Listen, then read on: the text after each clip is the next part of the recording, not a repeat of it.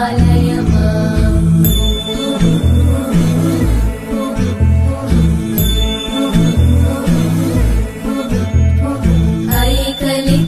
ऐकलिकल्मषनाशिनि Kamini वैदिकरूपिणि वेदमये क्षीरसमुद्भव मङ्गलरूपिणि मन्त्रनिवासिनि मन्त्रनुते मङ्गलदायिनि अम्बुजवासिनि देवगणाश्रितपादयुते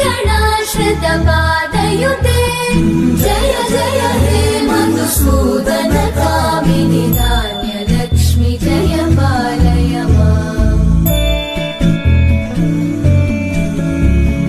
Jai वरवर्णिनि Vaishnavi Bhargavi मन्त्रस्वरूपिणि मन्त्रमये सुरगणपूजित शीघ्रफल